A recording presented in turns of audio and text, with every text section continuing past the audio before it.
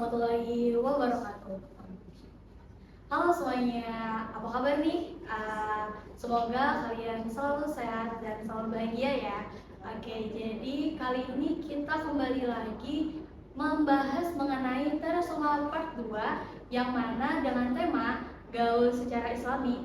Keren gak sih? Nah, sangat menarik kan untuk kita yang sebagai mahasiswa ataupun mahasiswi. Oke, sebelumnya perkenalkan aku Siti Adelia Rahman dari bidang minat dan bakat, dan di sebelahku ada seorang pemateri yang sangat luar biasa dengan Bang Ahmad Arianur atau biasa dikenal dengan Bang Stephen. Oke, gimana nih kabarnya Bang? Alhamdulillah.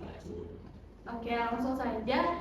Untuk mempersingkat waktu kita, kita serahkan langsung kepada narasumber kali ini. Bismillahirrahmanirrahim. Assalamualaikum warahmatullahi wabarakatuh. Hamdan wa syukran lillah, salatan wa salaman ala rasulillah sayyidina wa nabiyyina Muhammad ibn Abdullah mabak. Pertama, abang ucapin terima kasih dulu buat teman-teman di Posma, para mahasiswa atas kesempatannya pada hari ini. Ini materinya cukup unik ya. Iya, menarik ya. Masalah gaul tapi Islami. secara Islami gitu kan. Sebelum kita membahas seperti apa gaul secara Islam itu, mungkin kita lebih tahu dulu gaul itu apa sih gitu kan. Kalau secara umum gaul itu adalah bahasa yang digunakan oleh anak muda yang mengikuti tren-tren zaman sekarang. Jadi kan intinya kalau seseorang itu mengikuti tren-tren zaman sekarang mungkin bisa disebut orang yang gaul.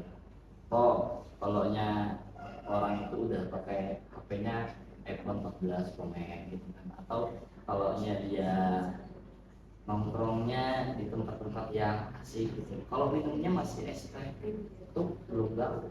Kalau minumnya udah es teh Indonesia itu tuh gaul. Sponsornya apa lagi ini gratis aku. Iya, bisa sampai. Ya, jadi intinya kalau kita menyebut kata gaul tersendiri itu kan berfokusnya pada anak muda. Pertanyaannya, kalau orang tua bisa nggak jadi gaul? Bisa. Kadang ada seseorang yang udah tua disebut gaul karena mengikuti trennya anak muda, menggunakan fashionnya anak muda gitu kan, biar terlihat muda. Jadi kalau kita mengaitkan kata gaul dengan kata Islam, tergantung sudut pandang kita terhadap kata gaul itu seperti apa. Misalnya sekarang kan banyak muncul tokoh-tokoh Islam seperti Habib Bahari Muslim. Itu kan kalau kita lihat dari segi fashion beliau itu luar biasa.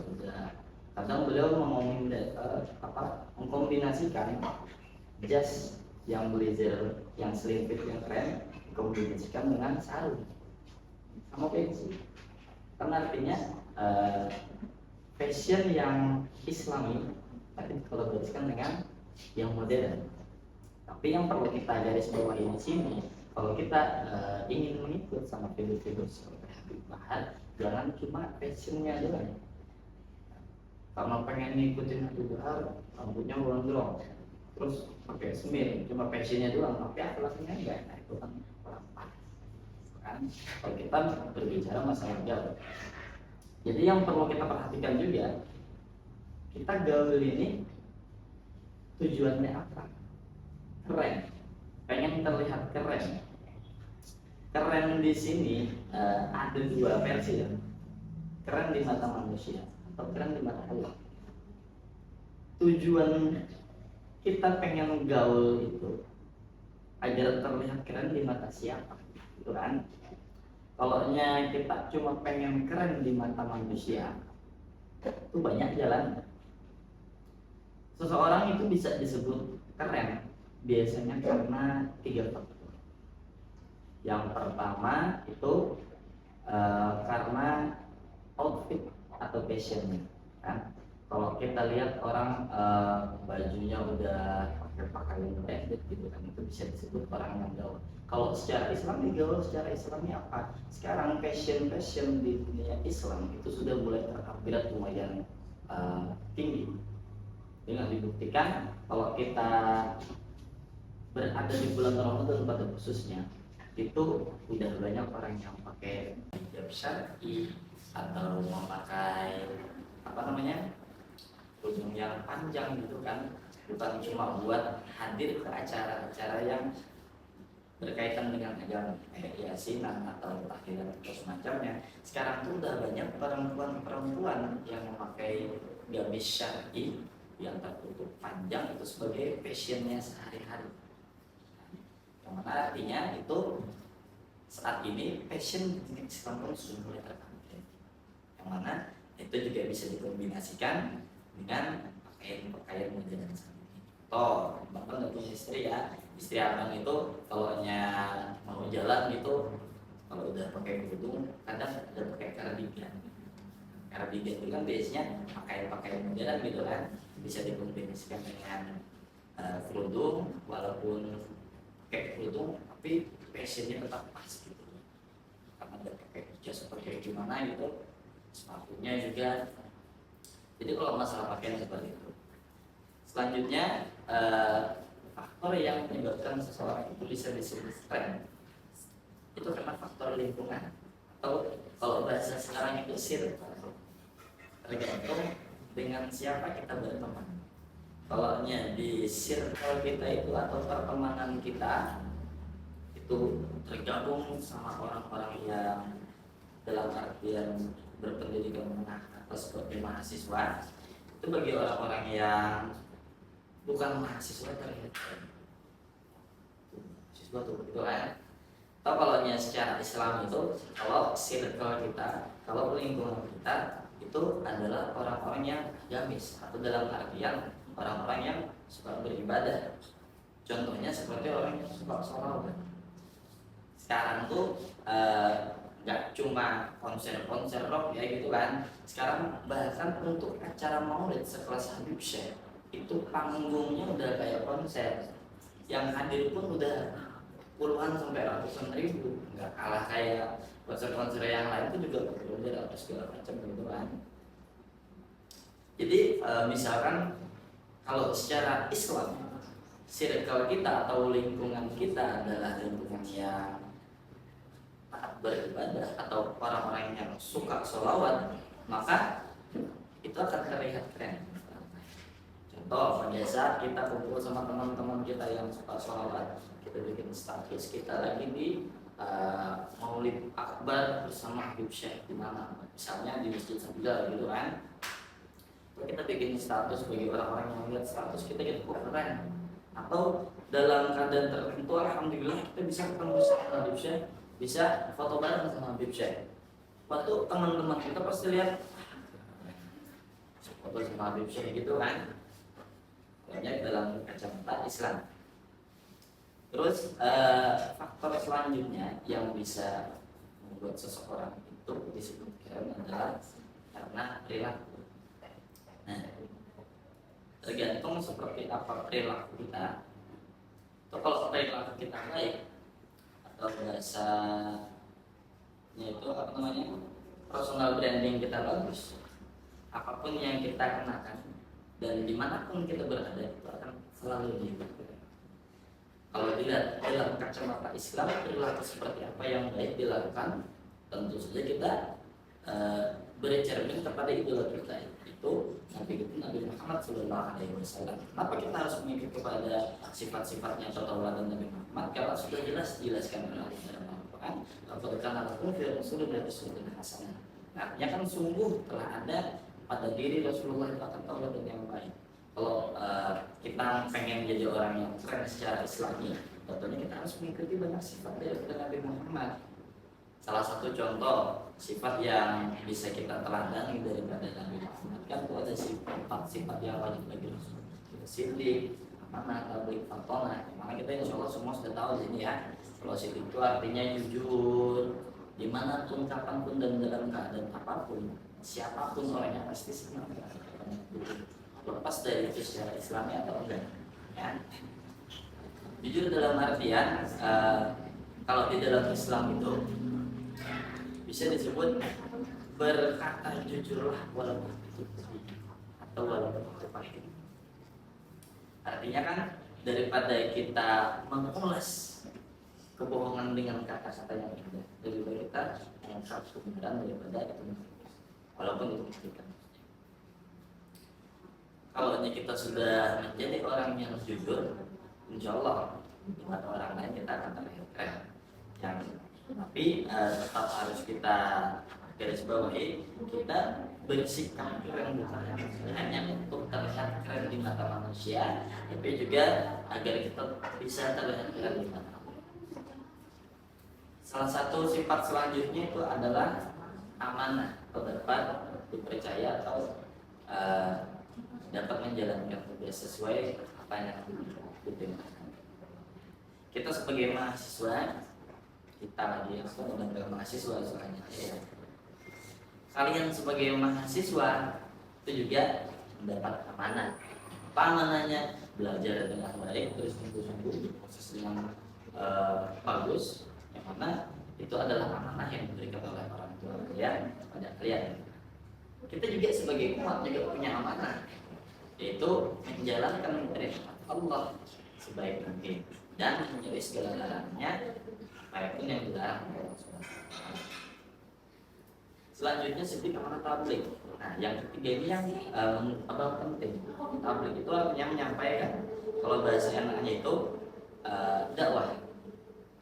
Jadi kapanpun, dimanapun dalam keadaan apapun itu bisa berdakwah. Walaupun orang yang berdakwah itu apa cuma penceramah doang, enggak.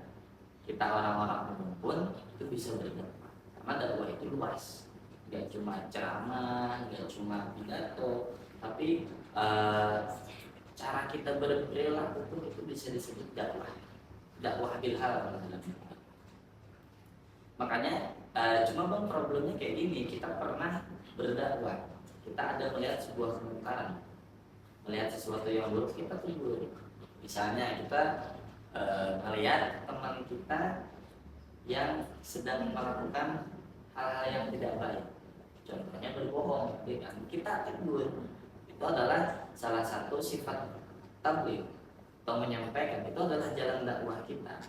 Tapi memang yang namanya dakwah itu gak semuanya mulus. Pasti kan ada yang gak mau dengerin gitu. Pasti ada, bahkan di zaman Rasulullah juga seperti itu. Makanya di dalam Al-Quran dijelaskan untuk ila sabili rabbika bil hikmah wal mau'izatil hasanah wa jadilhum billati hiya ahsan. Debatlah orang yang menolak akan dakwahmu dengan cara yang baik. Innahu a'lamu man dhalla an sabilihi wa a'lamu bil muhtadin. Jadi Allah bahwasanya kita fokus dengan dakwah kita aja. Entah dakwah itu diterima ataupun enggak, biar Allah yang memberikan jalan. Kadang kita ada terpaut emosi kalau kita lagi bilangin kan orang yang nggak mau dengerin gitu, atau dipadahin bahasa belajarnya kan, kamu ini udah dibilangin kada masih, aneh gitu kan. Makanya kita sebagai umat itu cuma harus saling mengingatkan, maksudnya seperti apa yang baik dan seperti apa yang buruk. Dan yang terakhir itu faktor. Kalau kita pengen menjadi orang yang terlihat keren, entah itu di mata Allah, entah itu di mata manusia, kita harus menjadi orang yang pintar. Pintar dalam artian pintar memanfaatkan situasi, bisa melihat kondisi. Dalam artian pintar itu bukan hanya pintar dalam pelajaran. Pintar di sini bisa dijelaskan sebagai pintar dalam berperilaku. Pada saat kita melihat sesuatu yang baik, kita cari ilmunya dulu. Bahkan kan dalam Al-Quran itu ayat yang pertama diturunkan itu ikhlas. Bacalah, atau dalam tafsir itu belajar. Karena kalau kita pintar, kalau kita sudah tahu ilmunya, apapun yang ingin kita lakukan, bahkan berbuat baik pun kalau dengan cara yang benar, kalau dengan metode yang benar itu akan memang baik. Tapi kalau perbuatan yang baik tapi tidak dilakukan dengan cara yang baik karena kita tidak mengetahui ilmunya, itu pun akan menyebabkan kebaikan itu berkurang atau bahkan dibatalkan. Mungkin itu dulu. Terima kasih Bang atas materinya.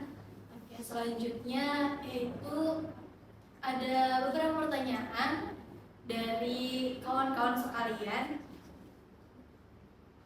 Jadi untuk pertanyaan pertama yaitu bagaimana menjaga pergaulan yang islami di era digital dan sosial media. Ya, jadi menjaga pergaulan yang gimana punya? Menjaga pergaulan yang islami di era digital. Menjaga pergaulan yang islami. Kalau kita mengkaitkan pergaulan yang islami, artinya kan lingkungan kita atau circle kita tidak jauh pada orang-orang yang taat beribadah, atau sekurang-kurangnya nggak usah taat beribadah tapi nggak suka aja terhadap maksiat, kan? Apalagi di era digital itu media sosial ini bagaikan pisau bermata dua, yang mana kalau kita manfaatkan yang baik sangat memudahkan bagi kita, tapi kalau kita menggunakan cara yang salah itu akan menggunakan kita ataupun di akhirat. Contoh, dengan media sosial kita bisa searching apapun dakwah yang kita inginkan dengan dengan dai-dai yang kita inginkan, yaitu Ustaz Abdul Somad ataupun ustaz-ustaz yang lain. Dengan media sosial yang di era digital ini mudah kita bisa mencarinya. Kalau zaman dulu itu kita pengen mendengarkan ceramah dari seorang tokoh, itu harus banyak perjuangannya. Kalau kita pengen dengerin ceramahnya guru suku, kalau zaman dulu itu harus kumpul gitu kan, naik taksi kemana-mana kalau dari yang jauh. Atau kita pengen dengerin ceramahnya dulu Zuhdi, kita harus ke tempatnya dulu. Kalau sekarang kita mudah, bahkan di majelis-majelis yang live gitu kan, ada majelis taklim yang dipimpin oleh Syekh misalnya, kita bisa nonton dari jauh dengan live streaming. Contohnya kan di Masjid Raya Sabilul Muhtadim itu tiap malam ada kegiatan majelis yang mana di setiap harinya ada guru-guru yang berbeda. Kalau kita dalam keadaan berkesibukan nggak bisa hadir ke masjid, kita bisa nonton streamingnya, yang mana dari pengelola masjid itu sudah menyediakan live streaming untuk orang-orang yang berhalangan hadir di tempat. Kan artinya di era digital kita akan lebih mudah mencari jalan yang baik buat kita, selama pergaulan kita juga pergaulan yang kurang lebih seperti itu. Makanya kan ada beberapa faktor di mana yang asalnya seseorang ini suka terhadap hal-hal yang berbau agamis, suka ke majelis, suka maulidan, tapi karena circle-nya, karena pertemanan tidak menyukai hal tersebut, dia juga akan ikut seperti itu. Makanya kan ada peribahasa, kalau kau ingin menjadi orang yang wangi, maka mendekatlah kepada orang, bertemanlah kepada orang yang menjual minyak harum. Kita akan terjangkit bau harumnya. Tapi kalau kau berteman dengan seorang pencuri, maka kemungkinan besar, walaupun kau tidak mencuri, kau juga akan dibunuh atau akan terkena getahnya. Itu kan? Kalau kita teman sama pencuri, teman kita mencuri, terus ketangkap, yang dicari, ini temannya siapa? Teman nggak sama ini? Jangan-jangan ikut gitu. Makanya circle atau lingkungan, cara kita mencari teman itu sangat-sangat penting. Karena terlebih lagi di era digital, cara berteman kita itu sedikit berbeda. Media sosial itu memang mendekatkan yang jauh, ya, tapi seringkali menjauhkan yang dekat. Makanya kita sebagai mahasiswa, orang yang punya pendidikan gitu kan, harus bisa memanage, harus bisa mengatur kapan kita harus berteman dengan yang jauh tanpa harus menjauhkan yang dekat. Ya mungkin itu. Selanjutnya nih ada satu pertanyaan lagi dengan pertanyaan bagaimana cara memadukan gaya hidup modern dengan nilai-nilai Islami dalam berpakaian. Ya, kalau kita membahas masalah fashion ya, masalah outfit, itu kita di opening tadi udah jelasin. Sekarang itu fashion Islam itu udah upgrade banget malah gitu kan. Sekarang tuh terlebih lagi di bulan Ramadan, gamis itu udah varian banget. Bahkan gamis-gamis sekarang ini tuh udah ada brand-brandnya masing-masing. Yang baru-baru viral sekarang itu bahkan sarung. Kalau kalian tahu itu harga-harga gamis sekarang itu nggak semurah itu gitu kan. Bahkan gamis yang abang pakai ini salah satu gamis tarim, bukan tarim, bukan Andromor, bukan Andromor, ini udah eksklusif, itu harganya udah mencapai 500.000. Bahkan tuh ada yang kayak high brand yang lainnya sekelas aja eksklusif atau aja itu kelasnya sudah yang lebih dari 500.000 atau bahkan sejutaan. Bahkan sarung pun juga kayak gitu. Kalau buat yang pernah dengar BHS, sarung BHS itu ada yang udah sampai 500 sampai sejuta untuk sarung doang. Artinya kan fashion di dunia Islam itu sudah mulai maju. Pecinya juga kayak gitu. Kalau kita cuma lihat kopiah jangan, yang tahu kopiah jangan itu yang bolong-bolong kayak dari rotan gitu kan, itu sekilas terlihat murah.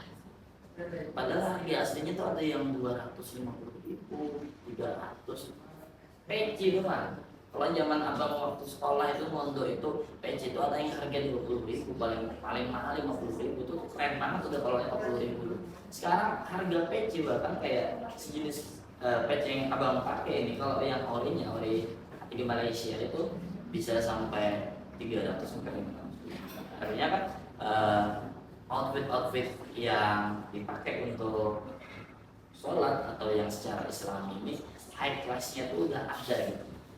Gak cuma brand-brand yang kayak baju atau Levi's gitu kan. Bahkan di Islam itu kayak sekelas gamis, sarung, bahkan pecinya itu tidak ada yang high class. Jadi bagaimana cara memadukannya? Jadi sudah kita contohkan ada sekarang tuh banyak tuan guling yang pakai jas. Entah itu jas yang slim fit ataupun yang enggak, tapi dipadukan dengan gamis, gitu kan? Pakai peci, itu udah keren gitu. Bahkan sekarang tuh udah nggak aneh orang-orang yang pakai gamis, walaupun nggak pakai peci, tapi pakai sepatu Jordan, atau pakai Nike Air Fly, tidak banyak. Artinya kan udah bukan hal yang aneh gitu, sudah menjadi hal yang lumrah. Bahwasanya hal-hal yang modern dipadukan dengan fashion Islam. Gitu. Itulah jawaban atas pertanyaan kawan-kawan sekalian dan sekaligus mengakhiri pertemuan kita kali ini. Semoga dengan penyampaian materi tadi kita sebagai mahasiswa dapat menjadi mahasiswa yang gaul dan tapi dalam secara Islami ya guys ya, karena gaul secara Islami itu juga keren. Oke, terima kasih Abang. Mungkin sekian dari aku. Terima kasih. Wassalamualaikum warahmatullahi wabarakatuh.